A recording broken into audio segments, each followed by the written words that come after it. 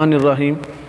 اس وقت پوری دنیا میں ایک طوفان مچا دیا، خاص طور سے ہمارے ہندوستان میں ہر طرف موت ہے، غم ہے، ہر طرف لاشیں اٹھ رہی ہیں، ماتم ہے، لوگ بیمار ہیں، دواخانے پورے بھرے ہوئے ہیں۔ اور پھر اللہ تعالیٰ نے ہمیں زندگی میں مہلت دیا تھا اور برکت دیا، رمضان جیسا مبارک مہینہ عطا کیا تھا۔ اب یہ رمضان بھی ہم سے رخصت ہونے کو ہے۔ کل انشاءاللہ عید الفطر ہوگی اور کل انشاءاللہ عید منائی جائے گی، مگر کسی نے کہا اور صحیح کہا، اب کیا خوشی ہوگی عید کی روزے داروں میں، اب کیا خوشی ہوگی عید کی روزے داروں میں، کپڑوں سے زیادہ کفن بک گئے بازاروں میں۔ عید ہے، اللہ تعالیٰ نے رمضان کے بدلے عید عطا کیا ہے، عید کی نماز پڑھنا ہے۔ سوال یہ ہے لاک ڈاؤن میں عید کی نماز کیسی پڑھی جائے؟ لوگ بار بار یہ سوال پوچھ رہے ہیں کہ عید کی نماز کیسی پڑھی جائے گی۔ ہمارے کرناٹک میں 24 مئی تک لاک ڈاؤن ہے، 24 مئی تک لاک ڈاؤن ہے، اور یہ اعلان کیا گیا کہ مسجدوں میں صرف 5 لوگ نماز پڑھ سکتے ہیں۔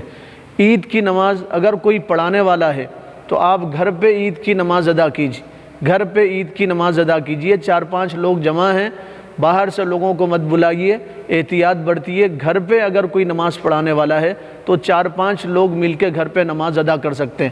مسجد میں جن لوگوں کو اجازت ہے نماز پڑھنے کی وہ لوگ مسجد میں نماز ادا کریں، اور اگر گھر پہ کوئی نماز پڑھانے والا نہیں ہے آپ لوگوں کو جمع مت کیجیے، احتیاط برتیے۔ اس بیماری کا علاج یہی ہے کہ آپ انسانوں سے دور رہیں۔ گھر پہ کوئی نماز پڑھانے والا نہیں ہے تو آپ چاشت کی نماز پڑھیے۔ چاشت کی نماز عید کی نماز کا بدل نہیں ہے، لیکن علماء فرماتے ہیں اللہ تعالیٰ عید کا ثواب عطا کریں گے۔ 2 رکعت سے 4 رکعت چاشت کی نفل نماز ادا کریں تو اللہ تعالیٰ آپ کو عید کی نماز کا ثواب عطا کریں گے۔ میں تمام مسلمانوں سے گزارش کرتا ہوں کہ حکومت کی جو گائیڈ لائنز ہیں اس پہ آپ عمل کیجیے، یہ ہماری بھلائی کے لیے اور ہماری اچھائی کے لیے ہے، اور اس بیماری کا علاج اسی میں ہے کہ آپ انسانوں سے دور رہیں۔ عید منائیں، آپ گھر پہ رہ کے عید منائیں، اور عید منائیں آپ تنہائی میں عید منائیں، عید منائیں آپ ایک دوسرے کو فون پہ مبارکبادی دے کے عید منائیں، بھیڑ جمع مت کریں۔ میں ائمہ حضرات سے، حفاظ سے، علماء سے بھی گزارش کرتا ہوں، آپ کو بہت سارے لوگ عید کی نماز پڑھانے کے لیے فون کریں گے، آپ جہاں ہیں وہیں رہیں، 3-4 لوگ جمع ہیں، سوشل ڈسٹینس کے ساتھ اس کی عید کی نماز ادا کیجئے۔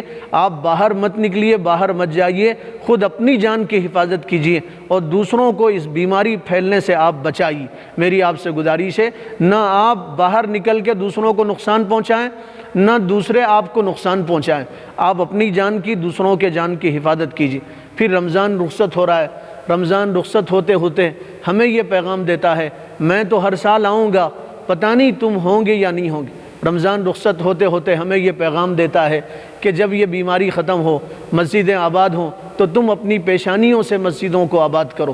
اور رمضان یہ پیغام دیتا ہے شیطان کو اپنے سرحد میں داخل ہونے مت دو، اور رمضان یہ پیغام دیتا ہے کہ تم غریبوں پہ دست شفقت رکھو، ان کی مدد کرو، مظلوموں کی مدد کرو، ظالموں کا مقابلہ کرو۔ اور رمضان ہمیں یہ پیغام دیتا ہے کہ میرا جینا اور میرا مرنا سب کچھ اللہ کے لیے۔